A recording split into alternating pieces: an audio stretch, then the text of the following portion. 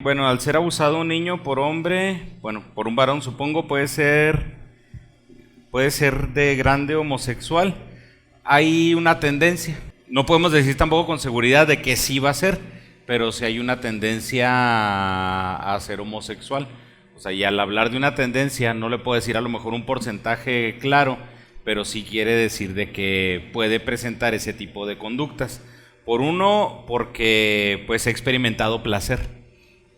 Y ahorita lo decía mi esposa, cuando se experimenta placer, pues la tendencia es a seguirlo realizando, seguir reproduciendo la acción. Entonces sí hay una probabilidad de que se haga homosexual de grande. Y la otra es si unos hermanitos, niños, han visto relaciones sexuales de sus padres, qué hacer y no se sabe si han sido abusados. Tienen una serie de conductas que han mencionado. Bueno, de hecho, los padres siempre tienen que cuidarse de, de la privacidad más en el ámbito sexual. El hecho de que un niño vea a sus padres tener relaciones sexuales se le llama escena primígena. ¿Tiene consecuencias? Sí. Recuerde, ayer les mencioné una frase: nadie sabe, nadie piensa en lo que no conoce. Como el niño no tiene la concepción de lo que es una relación sexual, y los adultos que aquí estamos sabemos de que en la relación sexual pues hay expresiones de placer, el niño no los asimila como una expresión de placer, sino lo asimila como una expresión de dolor. Ok, está gritando, entonces papá está lastimando a mamá. Es una escena traumática para el niño precisamente por eso. Puede ser que la cuestión aquí de que tienen una serie de conductas es porque no necesariamente han recibido un abuso como tal, pero el haber sido expuesto a estas escenas sí es contado como abuso, porque no deben de estar expuestos a eso. Entonces, ¿qué está sucediendo? Están empezando a conocer, están empezando a pensar. Aquí lo que se tendría que recomendar con los papás es, obviamente, sí, pues tener esa privacidad. Y ya que así, bueno, como aquí menciona que también hay una disfuncionalidad con los padres, pues atenderse los padres primeramente, y ya el terapeuta, bueno, considero yo que ya el terapeuta lo, será prudente, verá si es prudente ver también al niño o los niños, analizar los casos de los niños. Pero a primera instancia, ya por lo que mencionan, pues puede ser que esa sea la razón por la cual los niños se están presentando también en una serie de conductas. ¿A qué edad deben ir solos al baño? Y mientras van acompañados, ¿quién se recomienda que los auxilie o quiénes no? Hay diferentes tipos de reglas, ¿no? Cuando son niños de guardería, las reglas son distintas a cuando son niños en edad preescolar. Cuando los niños ya están en edad preescolar, si entran a primer grado, ellos ya tienen que ir solos al baño. Me ha tocado dar la clase literal de cómo deben de ir al baño, cómo les debo yo de enseñar, porque yo como maestra, yo no los puedo limpiar, yo no puedo acercarme a sus partes, limpiar la popó o lo que sea, porque muchas veces hay diferentes tipos de accidentes que ocurren en las clases. Entonces se da la clase de cómo debe limpiarse, cómo debe de agarrar el papel. Puedes hacerlo, hay ideas en internet de cómo se puede llegar a hacer este tipo de cosas, pero el niño en edad preescolar, si ya va primero de kinder, él ya debe de ir solito al baño, ya no debe de usar pañal, tiene que ir ya, son 3 años, entran de 3 años, algunos tienen 2 porque cumplen en diciembre 3, según las reglas para que entren a la escuela, pero ya deben de entrar. Como mamá, si tu hijo va a entrar, debes de ser precavida y enseñarle desde antes a cómo limpiarse. Vas a tener la sorpresa que muchas veces te van a llegar sucios, porque todavía sus manitas, si ustedes ven a un niño en edad preescolar, sus manitas no les alcanza para limpiarse bien la popó. O sea, yo lo veo con mi hija que apenas está alcanzando y ella está en segundo de kinder. Entonces es normal que tu hijo llegue sucio a la casa porque hizo popó en la escuela, pero la maestra no tiene que limpiarlo. Si es guardería es diferente, pero también hay ciertas reglas en guardería cuando tienen que limpiar a un niño. Pero sí sería eso, cuando tienen 3 años ellos ya solitos deben de ir y deben aprender a limpiarse solitos. ¿Y quién debe acompañarlos? Pues si hay algún auxiliar puede hacerlo. No, ahorita creo que no hay. A veces se van, hay un tiempo donde se van todos los niños y ahí está la maestra y van entrando de 2 en 2 al baño y hacen, y como que se tiene un tiempo también. Eso también puede ayudar para que no vayan solitos, porque al principio les da miedo, es nuevo, pero ya después ellos solitos no debe de haber ningún problema. Hay un video muy divertido donde ponen unos globos aquí atrás en una silla, sientan a los niños y los sientan y les dicen, ¿cómo te vas a limpiar? Entonces ellos van y agarran papel, limpian el globo así como simulando que están en la taza del baño, y luego ya les enseñan a tirarlo y luego se levantan y obviamente están con ropa y todo, pero les están entrenando. Entonces ya se levantan y ellos dicen, sí, me subo mi ropa y ya. Entonces a veces puedes enseñarles con cosas así. Se amarran los 2 globos acá atrás y les enseñas a limpiarse. Si no, porque a veces ni en la casa no han aprendido bien, y sí, siempre llegan sucios, la rayeta de canela que les... No se asusten, pero pues son niños, así pasa. Y también a lo mejor decirles en casa, porque me tocó un caso de un niño que cuando iba al baño se quitaba toda su ropa. Entonces no sé qué dinámica había en casa, que tuvimos que enseñarle a hablar con la mamá de que cuando vas a hacer pipí o popó no tienes que quitarte ni el cinto, ni el pantalón, ni el suéter. A lo mejor él hacía popó antes de bañarse probablemente y por eso quitaba toda su ropa, pero es enseñarle que en la escuela pues no debe suceder eso. Por eso se da la clase también, esa que dice Fabi, se da la clase en kinder de cómo debes de limpiarte para ir al baño y qué pasos, porque aunque no lo crean, a los niños sí se les debe de enseñar qué pasos debes de seguir cuando vas al baño. Bueno, ahora sí, esta pregunta dice, ¿qué sugieren hacer si después de que se detecta alguna señal de abuso y se reporta, el encargado no se mueve o no se toman acciones? Bueno, si el encargado, pues depende del ambiente, ¿no? Si estamos hablando de la iglesia y el encargado no hace nada, pues vaya y repórtelo con el pastor o con alguien más, pero usted no se debe callar callada, nunca se debe quedar sin hacer nada.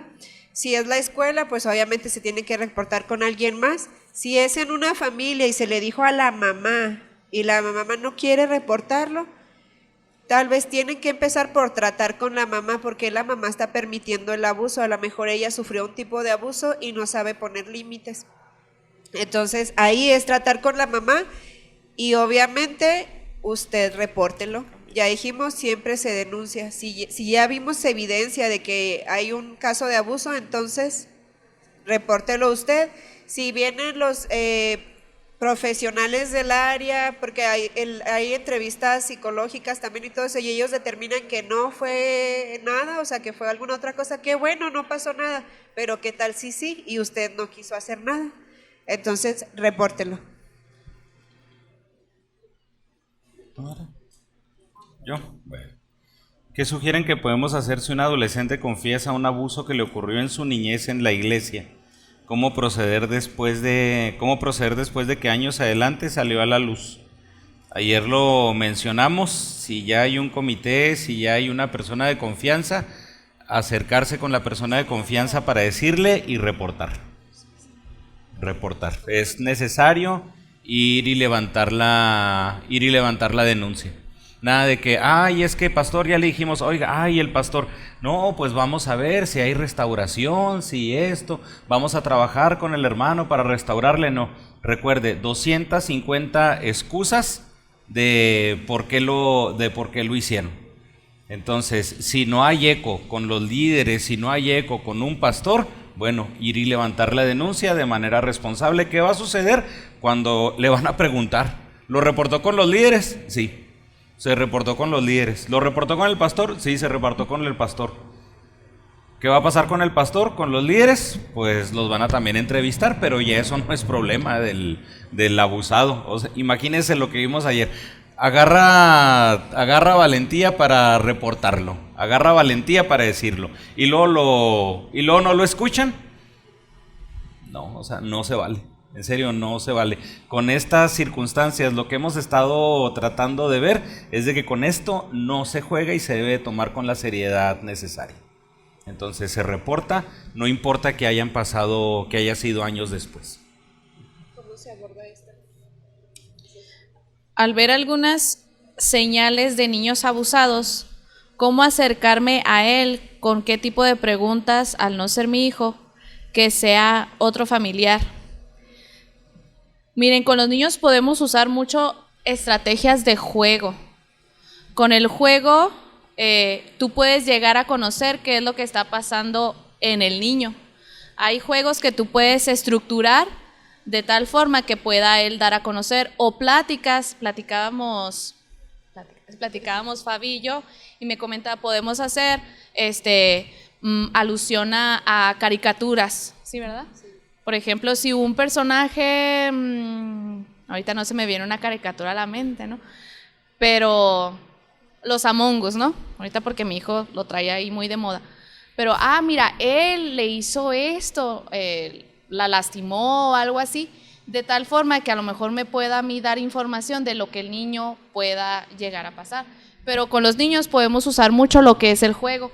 Lo ideal es de que alguien experto en el área, en el tema, lo pueda hacer. Si nosotros no sabemos a lo mejor interpretar un dibujo o algo así, pues realmente no estamos pues capacitados. Realmente tendría que hacer un terapeuta, ¿sí? Un psicólogo, porque a lo mejor los podemos dibujar, que se pongan a dibujar, pero realmente no vamos a poder nosotros interpretar. Lo ideal sería que un psicólogo o un terapeuta pudiera ayudarlo, pero el juego en los niños ayuda mucho para nosotros identificar qué es lo que está pasando o qué es lo que están ellos viviendo.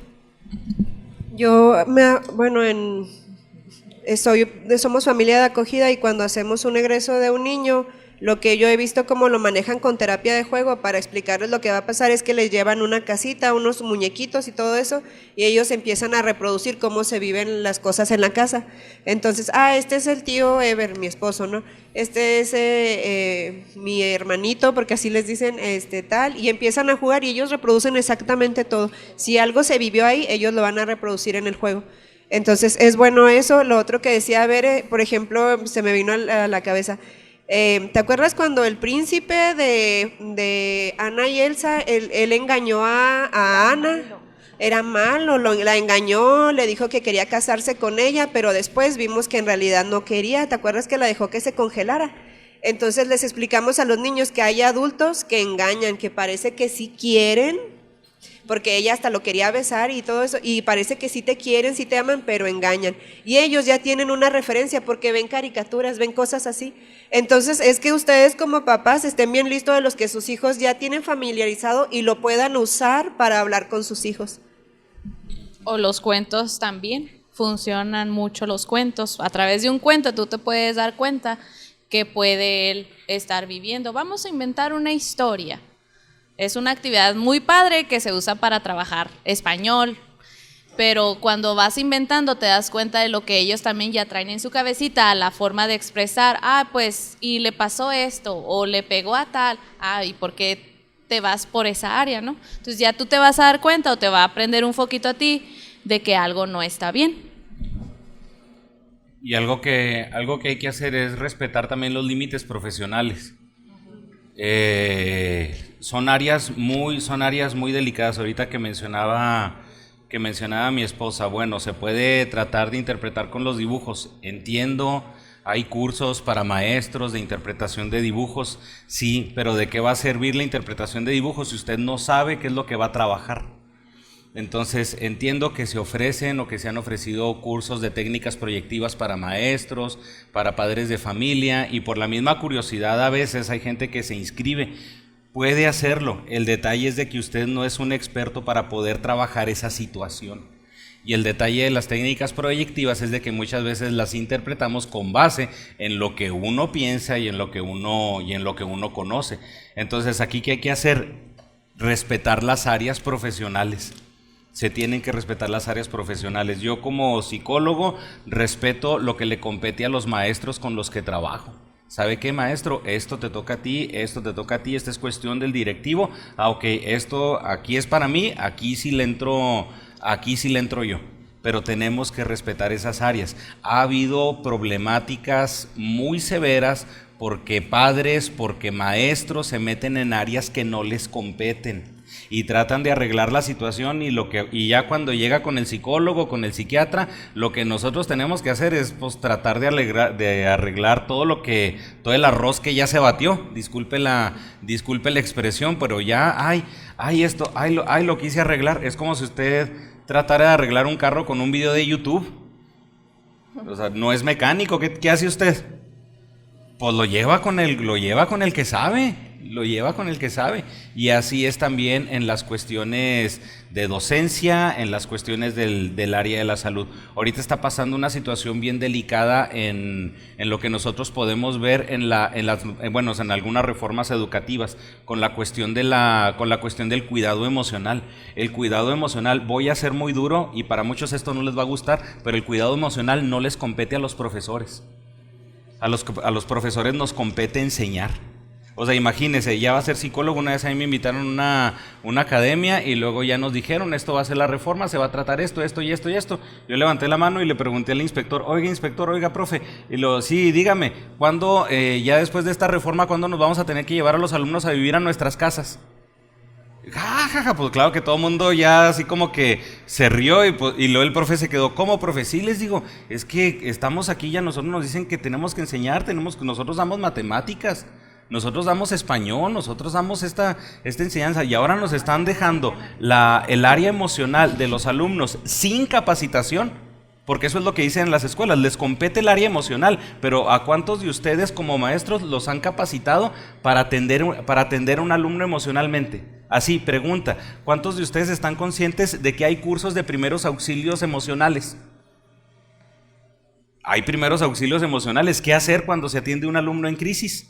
¿Cómo trabajarlo? Ahora imagínense, trabajarlo con 28 alumnos, enfocarse en uno, es prácticamente imposible. Y ahora, meterse en otras áreas que no nos competen es una situación, les digo, muy, muy delicada.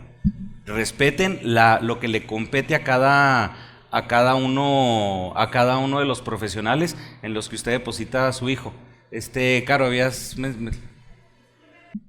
Disculpen que vaya a intervenir, pero lo que está tocando el pastor es algo bien importante. Yo estuve trabajando en una asociación que trabaja con niños abusados sexualmente y con adolescentes y se trabaja en prevención también. Nos tocó a nosotros un caso, precisamente lo que menciona el pastor, en una primaria en donde se empezó a dar prevención, pláticas de prevención sobre niños alrededor de 6 a 8 años. En la primera hora nos salieron a nosotros 2 niños abusados sexualmente. Ya lo habíamos detectado desde la media hora, pero cuando empezamos a darles unos parámetros sobre el semáforo, los tocamientos, sobre el hecho también de los regalos buenos, los regalos malos, los secretos buenos, los secretos malos, se disparó. Y hubo un niño que tuvo una crisis, el niño abusado. Veníamos con psicólogos, es muy necesario venir con contención, saber cómo contener las emociones. Se dio cuenta en ese momento el niño que estaba siendo abusado sexualmente. O sea, para él era aparentemente normal lo que le estaba sucediendo. Nos dimos cuenta que era el papá, tuvimos que trabajar con los papás, dar la misma plática a los papás para detectar el abusador. Entonces, tenemos que tener mucho cuidado porque sí es cierto, necesitamos saber dónde está el niño abusado. Pero si no tenemos profesionales que puedan contener las emociones, que puedan dar inclusive la asesoría legal, nos podemos meter en un problema muy fuerte. Entonces, lo que dice el pastor, hagan así como que clic, porque si no van a hacer que salgan todas las emociones a flor de piel. Ese niño nos entró en una crisis espantosa. Tardó 1 hora la psicóloga en tratar de contenerlo porque el abuso había sido por muchísimos años, desde sus 4 años. Entonces, imagínense todo lo que afloró en él, darse cuenta que su papá estaba abusando de él, que no era un juego como su papá lo manejaba.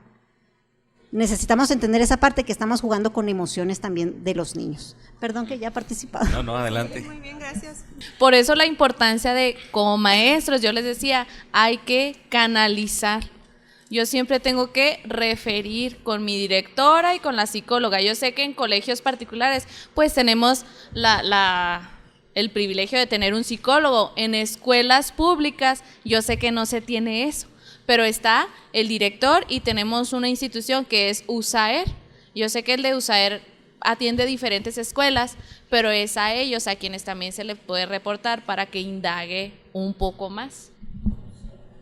Sí, les digo, pero eso sí, tómenlo muy en serio, tómenlo muy en cuenta. Y bueno, esta pregunta ya es la última, ¿verdad? Creo. Sí, ya. Un niño con pensamiento suicida de 8 años por el divorcio de sus padres y mucha culpa. Lo que le acabo de decir, canalícelo. Usted como persona en congregación puede orar por él, puede ayudarle en una atención espiritual, puede hablarle de lo que dice la Biblia, quién es él, quién dice Dios que es él, hablar en cuanto a esas situaciones, pero se necesita canalizar, porque trabajar con el divorcio de los padres hay mucha culpa. Y sí, 8 años, cuando hay un divorcio, hasta en el divorcio se tiene que llevar un proceso. Porque siempre, esto sí es regla, el niño carga con la culpa del divorcio de los padres. Siempre, siempre. Cuando se divorcian, piensen en la culpa que van a cargar los hijos. ¿Por qué? Porque también hay divorcios en las congregaciones. Entonces estén conscientes de esto, canalícenlos. Hay muy buenos terapeutas cristianos que trabajan con niños. Y disculpen por lo que voy a decir porque a algunos les va a causar también comezón. Hay también muchos terapeutas que trabajan con niños muy buenos que no son cristianos.